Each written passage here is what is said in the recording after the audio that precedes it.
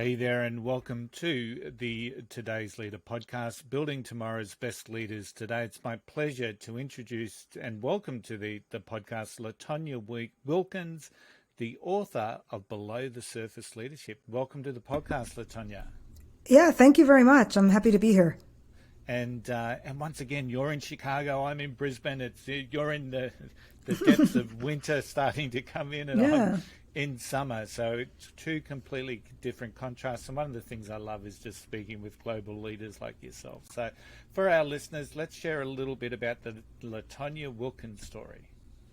Yeah, so I am a executive and team coach. I run a company called Change Coaches, and we create cultures of belonging in organizations. We work with leaders to do that. We do that through coaching, workshops, a combination of personalized learning plus coaching. We call those culture academies. I also do speaking all over the world. And I also wrote a book, and it's called Leading Below the Surface, How to Build Real and Psychologically Safe Relationships with People Who Are Different from You. And I wrote the book because I wanted to have a way for leaders to be able to follow up on a lot of the things that we discuss in coaching. So that's a little bit about me. What was the catalyst for the book? It's quite an interesting title of leading below the surface or below the surface leadership. And so often people talk about leaders needing to be, above the line and, out there. Yeah, that's like the opposite of below the surface leadership. So a little bit about, what inspired the book is that, so before I went out on my own, I had a very traditional corporate career. I led talent and leadership teams, leadership development teams, and I never felt like the diversity programs worked that were in those organizations. I didn't develop those diversity programs head on, but I was always involved in some way of getting those out there. And it just felt like, it never felt real. It never felt like diversity programs were really what leaders wanted to do. It didn't sound like they weren't presented right. They were always a side dish. Meanwhile, I was the one developing leadership development programs, and I was like, wait, why are we talking about leadership archetypes like strategy? And the archetype should have something in here that has to do with building relationships with people who are different from us. So that was one inspiration. The other inspiration was my grandmother, who was really good with building relationships with people who are different from her. She was a light, and she did this in the 1950s, 60s, and 70s when that wasn't supposed to happen. And I talk a lot about this in my keynotes on how she was always the person to do that and to show me how to do that. And even, we had her for 93 years, and even at her funeral, I had all these people coming up to me that were way different from me, and just talked about my grandma and how real she was. So that's why I wrote this book, out of frustration and also out of an opportunity to bring knowledge to many folks in the world. So you made mention that diversity and inclusion programs in some ways miss the mark. Where are they missing the mark? Yeah, I talk a lot about this in my book. So I think one of the ways is that, again, it's as a leadership development, I should say veteran, in companies, we always talked about leadership archetypes, and the archetypes they never had anything on there around how we lead. It was like basically what we were doing, like you're a strategic leader, you're an innovative leader, but we didn't talk about how we lead. And if we talk about how we lead in the human side of that, then that actually is a legit archetype, right? But we never really talked about that. So that was a big thing that was missed. I think the other thing that was missed is that a lot of times these programs were kind of forced. They were compliance, and I'm not saying that you shouldn't have compliance DEI, like we need it at the very lowest levels, right? But when you look at the research, leaders don't like to be told what to do. The better way to do it is coaching and having the leaders come up with their own goals around a DEI. So there's many different reasons why it didn't work. And I knew I had some answers on how to do this in a way that feels a little more real and that feels a little bit more relational, and not in a way that feels forced or compliance like.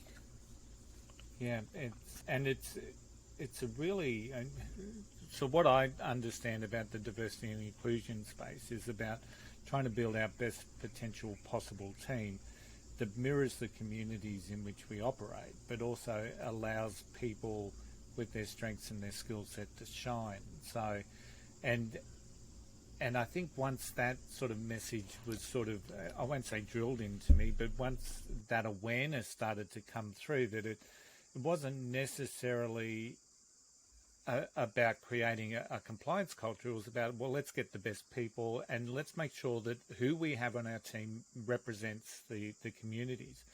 Now, one of the things that I noticed in your bio, which I'd just like to dive into a little bit, was that you talked about being the only one on your team. So in terms of that phrase, what does that mean? Yeah.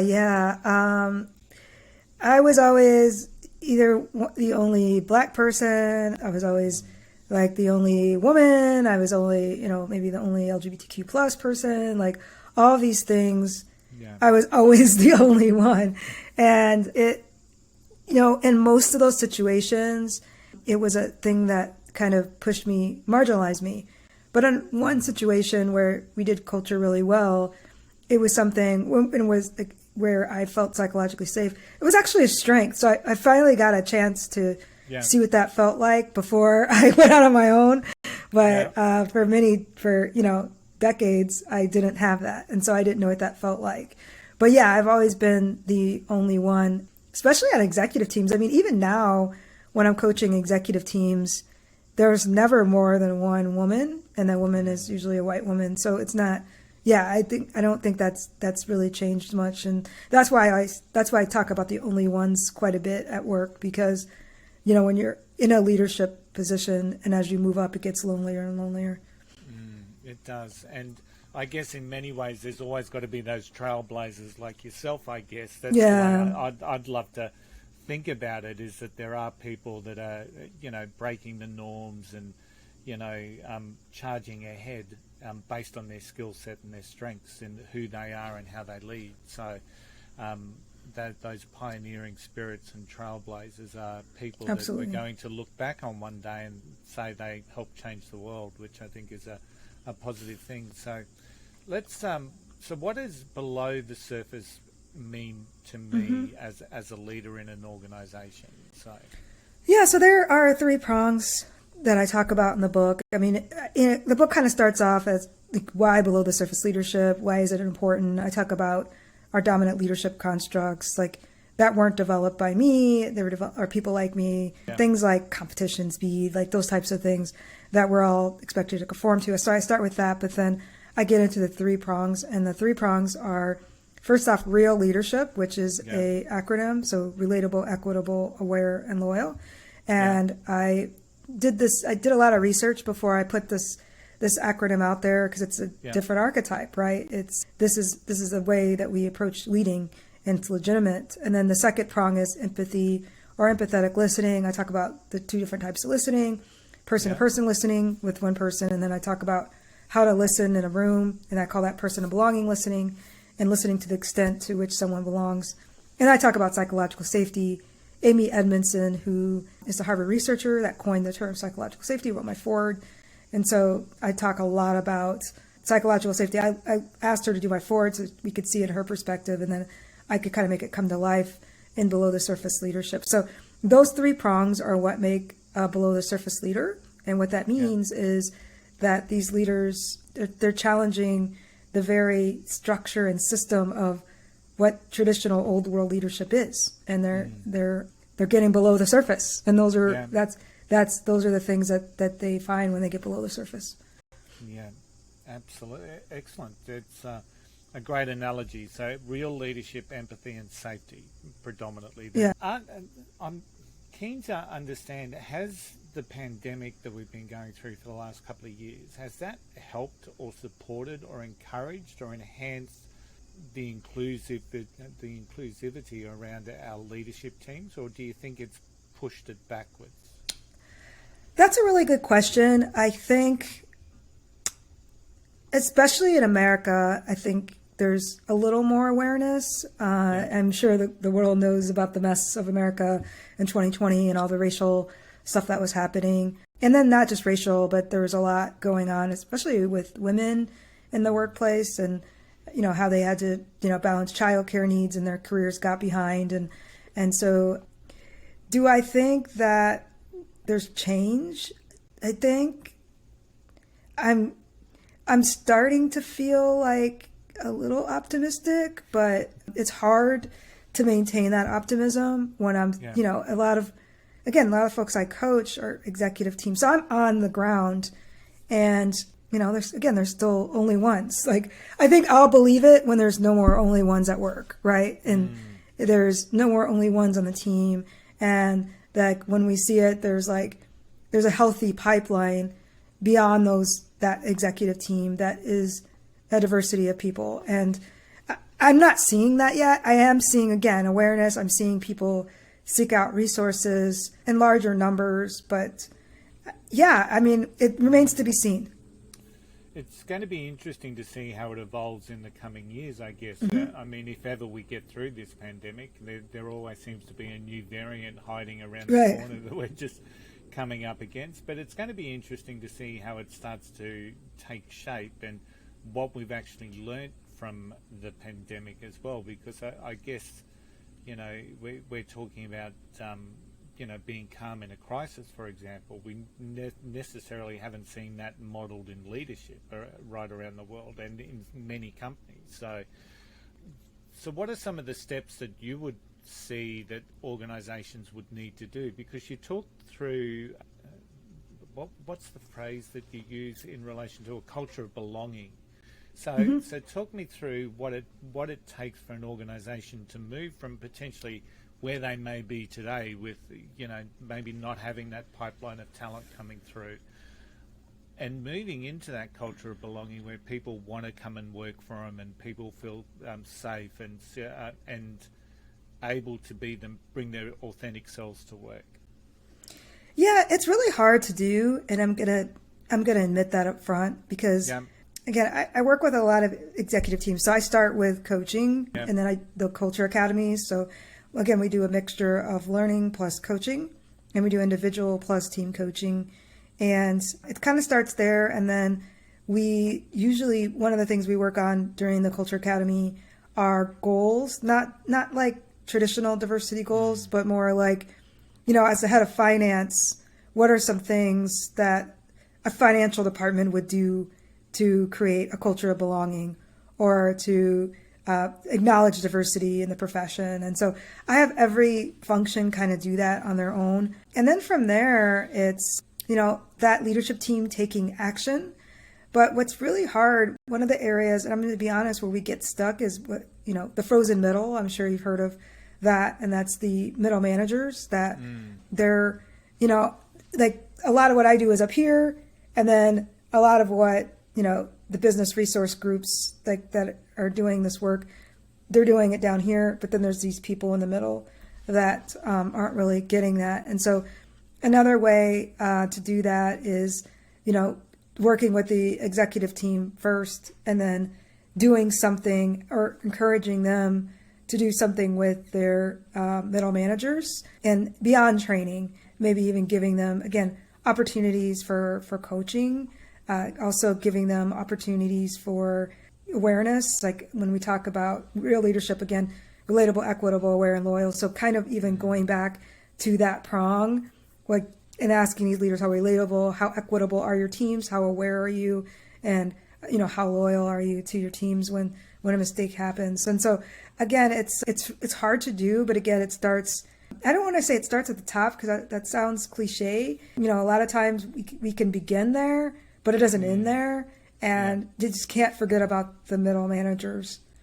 Yeah, if you've got some habits and behaviours that are happening in that middle or front line area, it doesn't matter often what the support is from the CEO or the supreme leader, for example. There's going to be a limitation if it's the behaviours and the habits that are breaking down in that middle management, front line management group.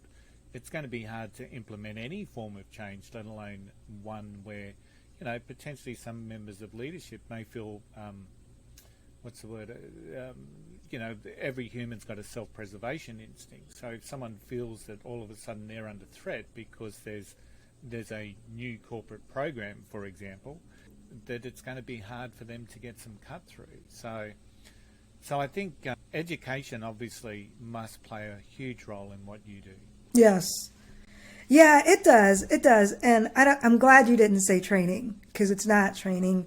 A lot of what I do, I don't, I do a lot of keynote speaking, but I only do that for certain situations, right? And, I'll consult with the group that wants to bring me in. But I do a lot of workshops, and as a coach, I bring in that coaching eye. So people know, people are challenging themselves and developing goals and having aha moments throughout that time, not just me up there training them and telling them what to do.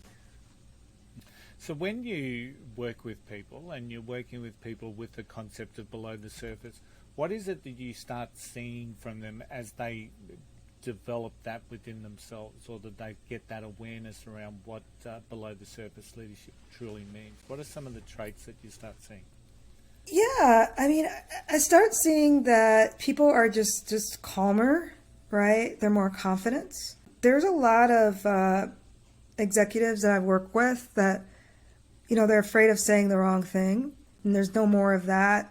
They're able to go in and start with empathy instead of, again, that's a whole different way to lead. Like, you think you have to go in and kind of control it, but you step back and you come from a place of empathy and empathetic listening, and that's where you start. I also find that they find that they're more approachable, and people that usually didn't talk to them, or it was awkward, they weren't able to do that. Another thing that I see is, particularly in sponsorship programs, so like when you have leaders sponsoring other folks that are lower down the organization, they feel like they have more real relationships with people that they're sponsoring and being champions of in the company, which is so important because, sponsorship programs, they can't be forced. And I know a lot of companies do that, where they, the mentors, it's like, you pick your mentor, but the sponsors, it's like, they pair us up, and like, what if we didn't really have a relationship? And you really have to have that, because the sponsor is going to speak up for you when you're not in the room. And so, that's at least what they're expected, and you want that to be authentic. And so they're feeling a little bit more authentic in that way as well. So let me throw something else at you. It feels like I've asked a lot of questions today, but which is good. Conversations don't seem to happen as much as what they should in some of these journeys, and some people may be fearful of, and I think you touched on it before, of saying the wrong thing or not being equipped to have those conversations. What is it that an organisation or even an individual leader can do in that particular aspect? If you've got someone that's fearful of having a conversation around diversity and inclusion, and maybe people who may not necessarily have been, predominantly in that leadership group, and we're looking to mirror the community. So they may be, as you were saying, a different race, a different culture, a different sexual preference, potentially. How do we start having those conversations that need to be had, and start to remove that fear that some leaders may or may not have with that? Yeah, again, I go back to the three prongs. I think, the first prong, just being aware and asking yourself, what are you afraid of? Like, what are you really afraid of? And just coming to that, getting honest about that. And I think the second thing is the second prong, and going to that conversation from a place of empathy. And I know it sounds cliche, but it's walking in and, instead of you directing, you asking a question, or you starting from a place of curiosity, but you even say that in the beginning is, hey, let's have a conversation. I don't really know where it's going to go, but I just really want to have a conversation about, diversity, and I know that you're a good person to have this with, so let's do it. And I think you have to acknowledge. You could even say, I'm kind of fearful to have this conversation. And this is why, again, when you reflect on your awareness, you could say, this is why, because, maybe I had a tough time once when I said the wrong thing. And, I want to, so I want to put that out there. But let's have a conversation. So it's like, again, leaders they don't want to do that because it's like, again, that's the old world leadership where it's like, you have to be right. You have to fix things. You have to be directive. You have to have everything together, but it's okay. And going in vulnerable without knowing everything is actually going to open up a lot more doors than you'd ever imagine. Yeah, and vulnerability is absolute leadership courage in so many ways, shapes, and forms. Leaders like to put up the facade that they're infallible, that they're this tower of strength, and that concept of vulnerability really is a struggle for some leaders to see. But I can absolutely see how that works in those situations, because we want to have an open conversation, we want to have a caring conversation, and we want to have a curious conversation. And the more that we can have that conversation and truly listen, I guess, to what's being talked about, the closer we're actually going to get, the more trust we're going to build, and all of those things add up to better leadership anyway. Absolutely. Yeah, absolutely. Yeah. Yeah. All those things. And those are the things that, again, are the how we approach it, and not the what's. So who's inspired you in your leadership journey, LaTonya? And I mentioned her earlier. I would say, number one, my grandma, first and foremost. I mean, she was like... she was my biggest light, my biggest inspiration, and the person that really inspired me to put some of this out here, which is my gift, especially helping people connect with people who are different from them. I would say along the way, I've had several leaders that inspired me because especially one of the leaders that he didn't say no. Like when someone said you cannot do this, he kept doing it.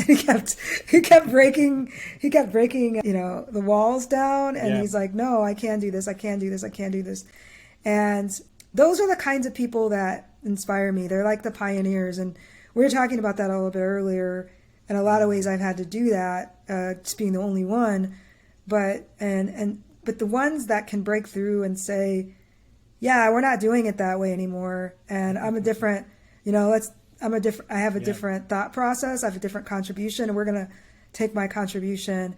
And that's how you know that you have psychological safety and that you are moving forward. But yeah, those are the types of leaders that inspire me, especially those types of leaders that aren't the norm and don't look like the norm, and but they're still very, very inspirational. Absolutely. It's I love the way you talked about being the light. I just love that phrase, because it's something that's really, really visual, and hopefully the listeners that are listening in actually can capture that within themselves. Who's the light that's been the inspiration in their journey? So what about failure? Let's talk about failure, because there's no doubt in this journey that you've been on, you've had some really good peaks, and you've also had probably some pretty deep troughs. Tell me about your relationship with failure. Yeah, so it's something that I struggled with a lot, especially when I went on my own. But it first started, actually, let's back up. It first started in corporate when, again, I wanted to get as far as I could. Yeah. And, not getting there was, the thought of not getting there was going to be extremely devastating. And then it kind of came when, in my own business, where I, everybody throws out all these stats about businesses that fail, and the stats about, like, what is it? Like 50% of businesses are out of business by the third year or something. It's like all these stats, and like, you're never going to be able to do that. You're never going to be able to do this. And so, I think that my relationship with it is that the world trains you that you're going to fail. Right? It's just like, that is like, and what is that called? Negativity bias. That's called negativity bias, right? But that's what they train you, right? And it's like, they don't train you on what to do if you succeed, right? Yeah. And so that's been my relationship with failure is, it's kind of been programmed in my brain that at some point I'm going to run out of gas and out of steam. But then I have to acknowledge that, again, that's the negativity bias talking. But when I do that, then the next thing down the line is the same thing. Because again, I think failure is such a buzzword, and it gets so many clicks, right? And it's like everybody wants to hear a story about someone coming back from a huge failure, or everybody wants to tell someone that they're going to fail before they succeed. And so my relationship with it is complicated, I guess, where it's still, I mean, obviously, as I'm talking about it, it's still very complicated. But I don't have a cliche answer for that. I think that, I think it's just redefining what success means to me instead of having it be a binary success or failure. I just love that answer. So it may not have been that catch-cry sort of an answer, but I love the answer because ultimately no one wants to fail. And if we are on a journey where we ultimately see us creating impact and purpose and actually changing behaviours or what we do within organisations, I think that sometimes the failures are just those little bumps on the road, but sometimes we don't even see and acknowledge because it's just another step in the journey. So relationship status complicated. So for yourself, LaTonya, what's the vision going forward? Yeah, my vision going forward is that below the surface leadership makes, the concept and putting it in practice makes real change in the workplace. And instead of all aspiring to be, strategic leaders, we want to be below the surface leaders. And through below the surface leaders, our leadership, we're gonna have better relationships with people who are different from us around the globe, and like all these extra things that we're talking about on the side will become front and center. Yeah. Who should read your book? That's a good question. So I talk about this a little bit on my webpage, but I have, if you're HR or DEI, you'll want to read it to understand how to incorporate it for your managers. Managers and leaders will want to read it so they can lead better teams and more effective teams. Executives will want to read it because they'll want to understand, like one executive that read it told me that he actually felt like he could empathize with the stories that I wrote in the book. And so it made him more open and like more vulnerable. So executives definitely want to read it. There's also some things that you can practice in there. And the fourth group are individual contributors. And I've had a lot of folks read the book and just say, it's just been a really good career book for leading authentically and for connecting with my colleagues that are different from me. So I know that's a lot of folks. It's really great for organizational leaders, also entrepreneurs that are starting to build a team or that have a team. They really enjoy it too because they don't have a lot of the resources that a lot of larger companies have. So they've really enjoyed it too. Excellent. So out of everything that you've accomplished to date, what are you most proud of? Gosh, that's a good question. I mean, I would say that just reaching the people that I'm reaching, especially in my most authentic voice. I mean, this week I did a keynote earlier. I think it was on Monday. I did a keynote. And I was really proud of the C-suite of this billion-dollar company. They all have my book in their hand and they all want to talk about it. And that's like something like 10 years ago, I just wouldn't have imagined.